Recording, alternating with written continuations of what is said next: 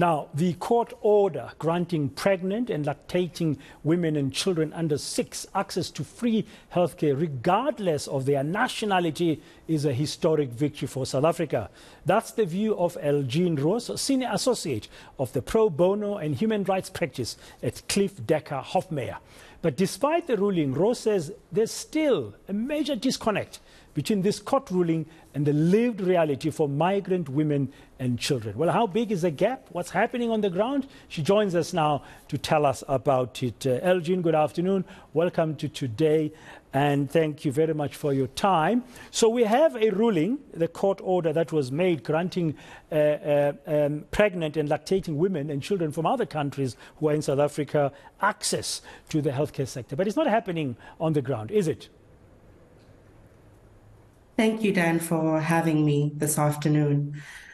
We are still trying to battle to see how the court order is being implemented on the ground. As you know, that in South Africa, sometimes the law doesn't translate to what happens in the lived realities of people. And so while the Department of Health is complying with the court order in terms of the mandatory relief that we've sought, we still need to see on the ground whether this has had an impact with pregnant and lactating women and children under the age of 6 being able to access health services without being charged. So there's still no clear picture exactly if it is translated into implementation, but just tell us more about the rights of pregnant and lactating migrant women and children who are in South Africa. Well, the governing legislation in terms of the National Health Act is quite clear on what the rights of pregnant and lactating women are and children under the age of 6. And Section 4.3 of the Act says that these two vulnerable groups of persons should be able to access public institutions freely, and it places no limitation on this right. So regardless of the immigration status of the individual, they should be able to access a healthcare system in South Africa without being charged and without facing the barriers that are currently being in place. Are there no exceptions?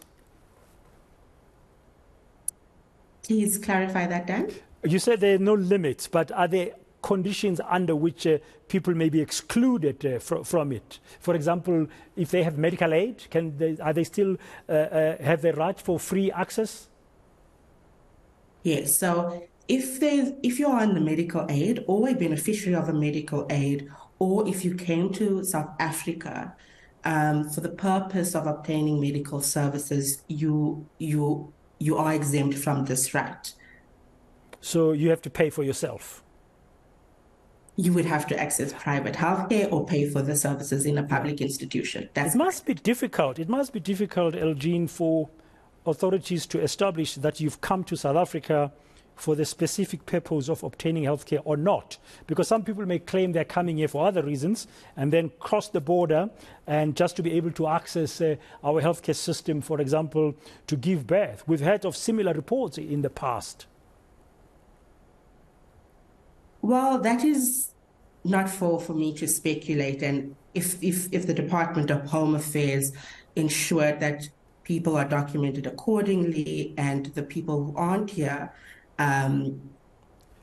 legally, if they did their job in order, that this shouldn't be a concern.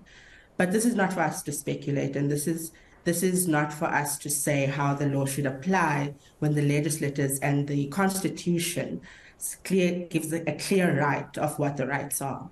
How significant is this court ruling? It's quite significant because the objective of this court case was to confirm what the rights of pregnant and lactating women were and children under the age of 6, especially in the Gauteng province. While the governing legislation was clear, we did have subordinate legislation that was in conflict with this right. And so we didn't develop the law, or we didn't change the law, but we wanted the policies and the legislation that spoke to what happened in Gauteng hospitals to align with what the National Health Act says.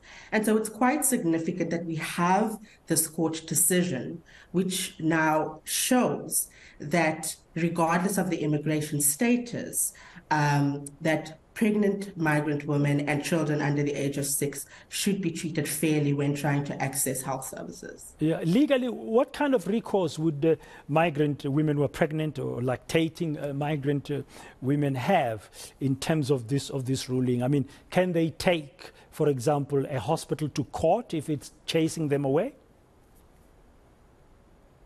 Well, we always try to have litigation as the last resort, and we always try to find an amicable way to resolve issues before we go to court.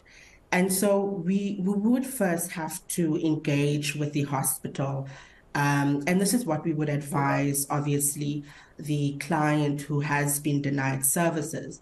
But they would have legal recourse to ensure that the hospital in question complies with a court order. That is quite important. But litigation would always be the last resort, and engagement with the hospital to try and find an amicable solution is the first port of call.